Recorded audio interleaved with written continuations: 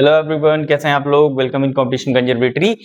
बार बार ये सुनने में आ रहा है ना कि शाम तक रिजल्ट आ जाएगा, कल तक रिजल्ट आ जाएगा। जी हाँ, संभावना सारी आई है कि आज शाम तक या कल तक रिजल्ट अपलोड कर दिया जाएगा वेबसाइट पे। आयोग रिजल्ट टीजीटी का अपलोड कर देगा। जी हाँ, टीजीटी का रिजल्ट आ रहा है। अब ये सुनकर इंग्लिश वाले बच्चे बहुत ज्यादा परेशान हो जाएंगे कि रिजल्ट आ रहा है तो मेरा क्या होगा। तो इसको भी लेकर चलूंगा आपको वहां तक कि इंग्लिश वालों का क्या होगा, बाकी सारे बच्चों को क्या करना है, क्योंकि टीजीटी सबका ही एग्जाम था, सारे सब्जेक्ट वाले बच्चों का था। तो यहां पर बात की जा रही है टीईटी की। बात करते हैं जो हमारा 2, 3, 4 में एग्जाम लगा हुआ है, यूपी टेट, वो भी आयोग करवा रहा है। तो जो यूपी टेट का एग्जाम है, उनका कहना उससे पहले मैं इधर के सारे रिजल्ट क्लियर करके तब आगे चलूंगा।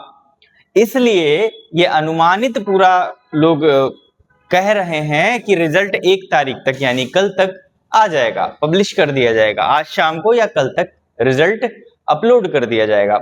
लेकिन अभी इसकी कोई ऑफिशियल जानकारी बिल्कुल नहीं है, संभावना जताई गई है सिर्फ।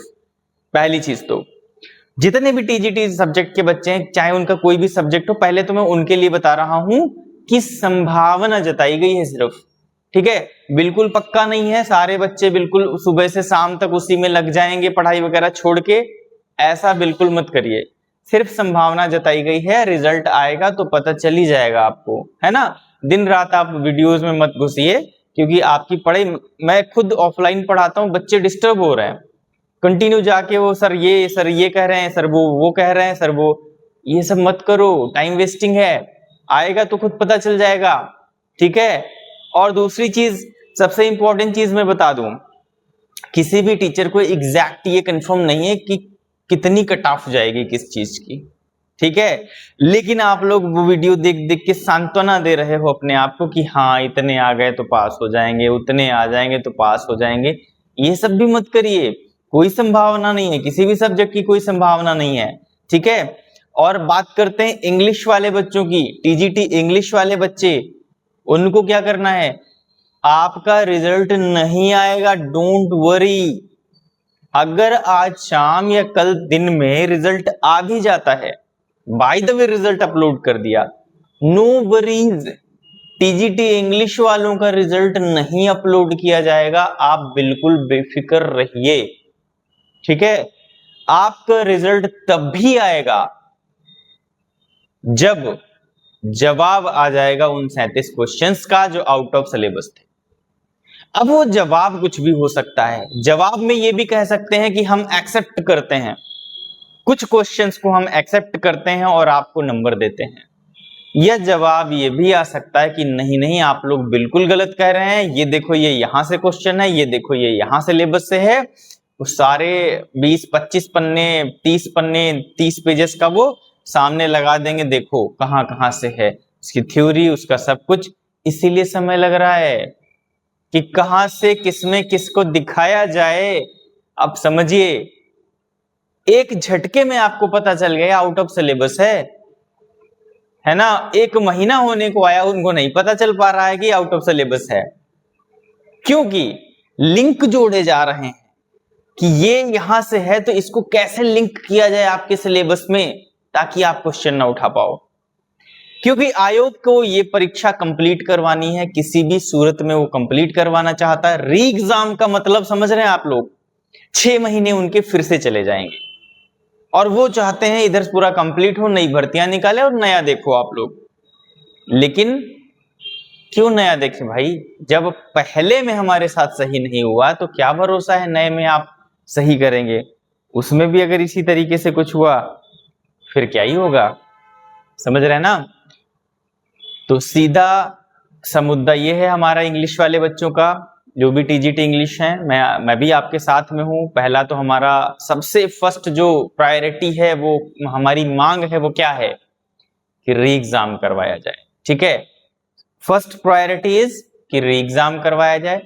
सेकंड कि नंबर दे दिए जाएं। अगर री एग्जाम नहीं होता है तो इस पे भी चल सकता है, या तो फिर उसके नंबर दिए जाएं या फिर वो कम कर दिए जाएं, ऐसा भी हो सकता है। ठीक है, लेकिन यहाँ पर क्वेश्चन मार्क आयोग लगाएगा, उसमें वो कुछ छटनी करेगा, वो 37 तो नहीं मानेगा, ये तो कंफर्म है अगर ऐसा होता है तो। ठीक है, तो ये सारे ऑप्शन। तीसरी चीज जो रिजल्ट की बात हो रही है, साफ साफ कहा गया था कि रिजल्ट हम तब तक नहीं देंगे जब तक इस पे हम कोई जवाब नहीं दे देते। ठीक है, इसलिए इंग्लिश वाले बच्चे बिल्कुल इस चीज से घबराएं नहीं कि रिजल्ट आ रहा है तो हमारा आउट ऑफ सिलेबस का क्या होगा। हाँ, ये जरूर हो सकता है कि रिजल्ट के साथ में आपका जवाब भी दे दिया जाए, उसके बाद 1-2 दिन में रिजल्ट अपलोड कर दिया जाए, ये जरूर हो सकता है। ठीक है, लेकिन जवाब आने पे क्या करना है, अगर देखिए आप चाहते हैं कि री एग्जाम हो तो मेरा सीधा साधा मानना है कि जो भी हमारे ग्रुप्स बने हुए हैं सभी तैयारी कर लें कोर्ट जाने की।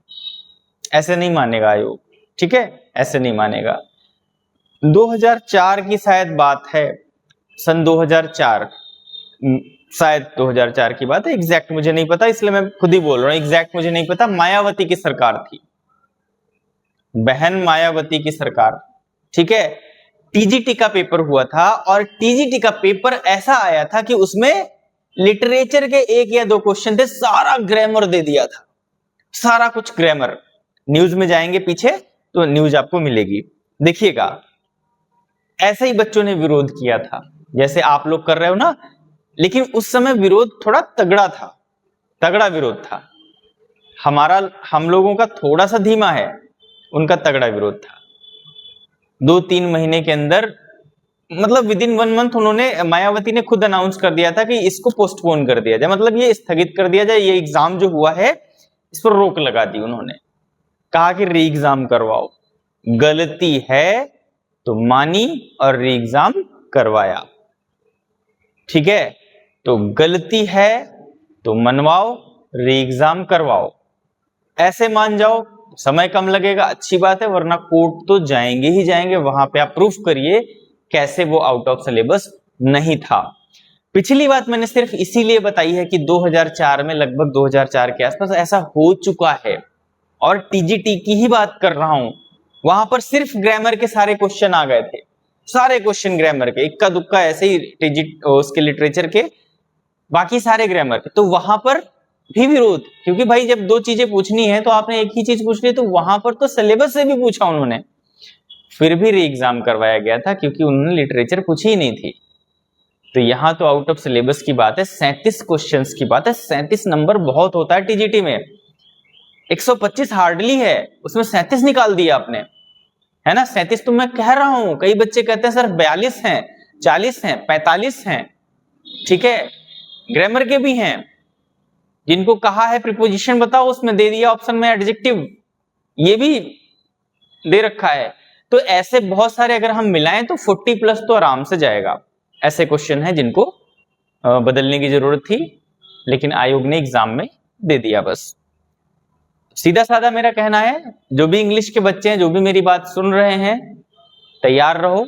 एक बार हो चुका है री एग्जाम, करवाया गया था क्योंकि पेपर गलत दिया, क्योंकि ये कोई जबरदस्ती नहीं है कि हम करवाएंगे, बात है सही और गलत की, कि अगर सही है तो एग्जाम होना चाहिए। अगर हमारी बात सही है तो आप उसको उससे लीजिए और उस एग्जाम करवाइए, क्योंकि इससे पहले भी किया गया है। और अगर री एग्जाम नहीं होता है तो ये बहुत बड़ी नाइंसाफी होगी बच्चों के साथ में, और इसका परिणाम इलेक्शन में जरूर दिखा जाएगा, जरूर दिखेगा। क्योंकि इसके साथ सिर्फ टीजीटी इंग्लिश का वर्ग नहीं जुड़ा है, सारे टीजीटी के बच्चे, ये किसी के साथ भी हो सकता है। सारे टीजीटी के एस्पायरेंट्स जो भी हैं वो जुड़े हुए हैं, सारे इंग्लिश के और सारे बीएड टीईटी, क्योंकि ये किसी के भी साथ हो सकता है। ये भैया यूपी टेट में भी हो सकता है, ये किसी भी एग्जाम में किया जा सकता है। तो हमारा जो एक पूरा स्टूडेंट ग्रुप है वही निगेटिव हो जाएगा। अगर री एग्जाम नहीं हुआ तो सरकार के खिलाफ वही हमारा निगेटिव पूरा पैनल हो जाएगा। इसलिए मैं सरकार से भी दरख्वास्त करता हूं कि इस पर थोड़ा सा दबाव डाल के आप री एग्जाम करवाएं, क्योंकि नाइंसाफी तो हुई, ठीक है। उसको प्रूफ करने में ना लग जाएं कि सिलेबस से आया है, क्योंकि ये एक अंधे को भी पता है कि वो आउट ऑफ सिलेबस, वो छू के बता देगा भैया ये आउट ऑफ सिलेबस है, ठीक है। इलॉजिकल बात कर दी फिलहाल मैंने, लेकिन मेरी भावना है, समझिए। हाइपरबोल चल रहा है यहाँ पे, फिगर ऑफ स्पीच। ठीक है, भावनाएं समझिए कि मैं क्या कहना चाह रहा हूं। इतना आउट ऑफ सिलेबस है कि कोई भी बता देगा ये आउट ऑफ सिलेबस है, उसको प्रूफ करने में मत लग जाइएगा कि ये सिलेबस से है।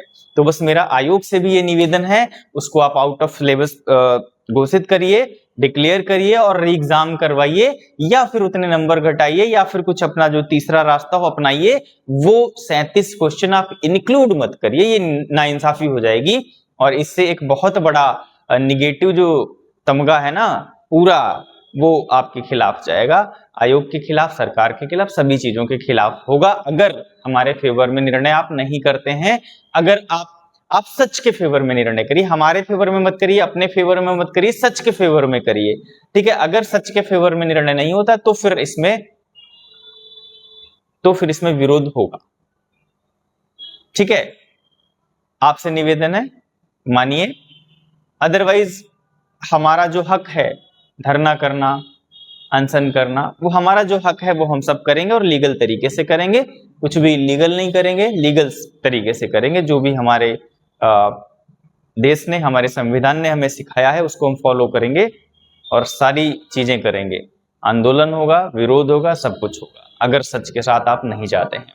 सारे स्टूडेंट से निवेदन है, तैयार रहें, कोर्ट चलना है, नो प्रॉब्लम। अगर जरा सा भी इधर उधर जाता है ढीले मत पड़िए, आग जलती रहनी चाहिए, बिल्कुल भी चुप मत बैठिए, कोर्ट चलना है और आउट ऑफ सिलेबस इसको प्रूफ करना है क्योंकि वो आउट ऑफ सिलेबस है। मिलते हैं नेक्स्ट क्लास में। भ्रमित ना हो रिजल्ट से, रिजल्ट इंग्लिश वालों का नहीं आएगा। Thank you everyone.